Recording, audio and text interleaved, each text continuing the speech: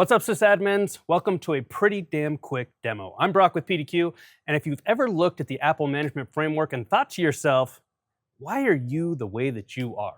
Well, you're not alone. So we decided to do something about it and built macOS support right into PDQ Connect. Let me show you what that looks like, and then I'll answer some commonly asked questions we get about macOS support inside of PDQ Connect. So here we are inside of PDQ Connect. The very first thing you're going to want to do if you are new to PDQ Connect is get the agent on your devices. You'll see down here at the very bottom, we have a link. Click Install Agent. Now you're going to get your option for either downloading the Windows installer, the macOS installer, or macOS installation script. Pick your poison, get that out to your devices. They're going to start populating here in the devices screen. Now we're going to go ahead and pick on Batman here because out of this list, I think the only slightest chance that I have would be with Batman. And I know a lot of you are going to have a problem with that, but that's okay because at the end of the day, he's just a guy in a suit. Here we are inside of Batman. On this first screen, we kind of have our device overview. This is where you're going to have your device and system information. If we come down here to the commands window, you can see I've been running all sorts of commands on here, but yes, you can run your ZSH and your bash commands right here in the command tab. We also have your deployments history. So as you've deployed stuff out to this device, it's all going to show up and populate here. All right, next up, we've got our processes tab. Now this is going to show you in real time all the processes that are running on that device, which is really, really cool. You can just come in here, see everything as if you were there locally on the device. If you wanted to, you could sort by CPU percentage and actually see what is actually taking up all of your system resources. Same thing over here with your system memory. Google Chrome, not surprising. If you wanted to end those tasks, you could do so on the right. Next up, we got Remote Desktop, which is everybody's favorite tool because it lets us remotely work on people's computers and help them out without actually seeing them in person. All right, here we are on our remote device. As you can see, I asked if I could beat up Batman, and the answer is in fact no, according to AI. Now, the nice thing about this is you have all the tools you would need. You got file transfers, you got shortcuts, remote lockout, you got admin mode, you got curtain mode. You can block the remote input so you can't have your users fiddling with the mouse while you're trying to work on it. All the features you would need right inside of this remote desktop tool. Next up, we got our software tab over here, which is going to give you a list of all the software that is installed on that endpoint. We're going to talk more about software here in a second, but you can also see the Vulnerabilities tab, which gives you a list of all of the vulnerabilities impacting this device. In fact, you can actually take action right from this screen, but we're going to touch on vulnerabilities a little bit more here in just a second. Now, if you want more of a holistic view of all of the software in your environment, you'd come to the Software tab. Here you can see if there is an application installed on your environment, it's going to show up here and it's going to tell you how many devices it's installed on. It's going to tell you how many devices have an outdated version, how many devices have the latest version. It's also going to show you the vulnerabilities impacting that specific set of software. So let's pick on Firefox. We can see that we've got 6 devices with it installed. We've got 3 with the latest, 3 with an old version, and we can see how many vulnerabilities and vulnerable devices that we have. So I can actually click on each of these to take me to a view to let me see exactly the details and the information that I want to know. Speaking of software, you can come into PDQ Connect and build your own software packages for macOS devices. So if I've got a package here that I already set up. This is the uninstall Firefox macOS package. If I click on that, you can see we've got our property window here that gives me like the package name and information. You can see that I've got the macOS tab selected. If you wanted to, again, you have your Windows package builder as well. The nice thing about this is we give you all the tools to build custom packages that you need to install across your environment. So you've got your install steps, we've got script steps, we've got file copy steps, reboot steps, and nested steps.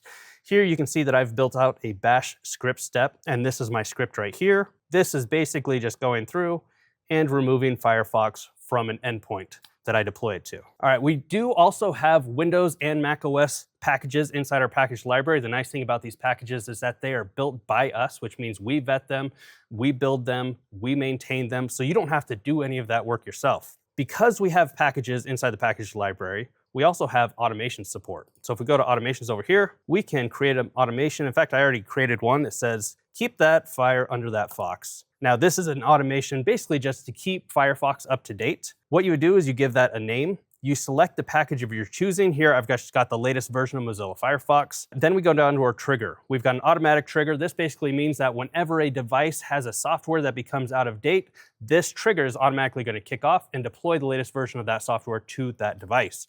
We've also got recurring. If you would rather do things on a schedule, maybe every Tuesday and every Thursday at 4 p.m. If you wanted to deploy out the latest version of Firefox, you could do that with a recurring trigger. Lastly, we target our groups here. I've got a group called macOS Firefox Old. that group is dynamic, so anytime a device has an old version of macOS or Firefox on it, it's going to be joined to that group, and then this automation is going to target that group of devices. I've got it disabled for right now because, well, I like having a broken environment to show off to you guys. Okay, so we'll save that. Last thing I wanted to show you guys is the vulnerabilities. Now, like I said, software tab kind of gives you an overview of some of the vulnerabilities, specifically targeting those applications. For instance, Firefox, we've got a bunch here. But if I want to get a lot of information about vulnerabilities, I can dive into the vulnerabilities tab. Now, this is going to show you for both your Windows and Mac OS devices. Now, this is a pure Mac OS environment. I don't have any Windows devices in here, but if it was, they would all be joined in the same devices tab. You'd be seeing the Windows and Mac OS devices here, as well as vulnerabilities for both your Windows and Mac OS devices here. Over here on the left, this is a prioritized list that we prioritize for you. So this is based off things like CVSS score, attack vector, whether it's publicly known, things like that. Here in the middle is where you're going to get all of your vulnerability information, including links to external resources so you can find out more about that vulnerability, how it impacts you. Over on the right, this is where we take action, okay? You can see which devices are currently vulnerable, and we've got a couple options too. So if I wanted to, I could click this button. This is basically going to give me the package I need, plus target the devices that are vulnerable, and all I have to do at that point is click deploy. If, however, I don't ever want to have to manually update these things, I don't want to come in here, look at it, see which ones are vulnerable, and then hit the deploy button, I can just automate this, okay? When I automate this is going to do a few things for me. It's going to build a group to target. It's going to build out the automation. It's going to automatically select the package, select the automatic trigger, everything like that, all just by clicking confirm here. So I'll go ahead and do that. Click confirm. You can see that the automation is kicking off. If I come over here to my automations, here you can see my new automation. It's already enabled. You can click on it. You can see what it's targeting, the groups, the package. And if I go to deployments, it's already finished. So it deployed it in 23 seconds. So by the time I made it to the deployment windows, this vulnerability was already patched, okay? That vulnerabilities page is going to update.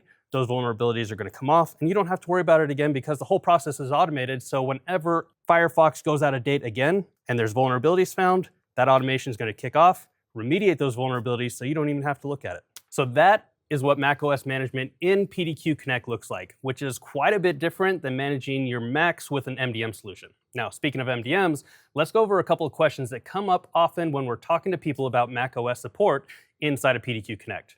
The first question is, will Connect be an MDM? And the answer, as you might have guessed it, is no, PDQ Connect is not an MDM. Instead, PDQ Connect is introducing a macOS agent. MDMs like Simple MDM are fantastic at like policy-based management across Apple devices. But with Connect, we're taking a more traditional management approach, letting you deploy software and patches, run scripts, remote into devices, configure automations, and manage your vulnerabilities while avoiding the learning curve of Apple's management framework. Another question we get asked a lot is, what kinds of Apple devices does Connect support?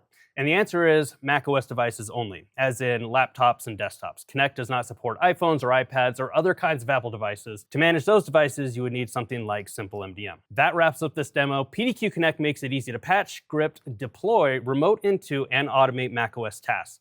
No Apple admin expertise or juggling between tools required.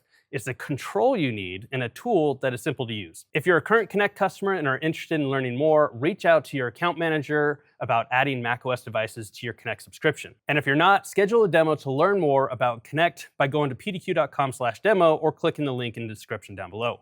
For PDQ, I'm Brock. Thanks for watching.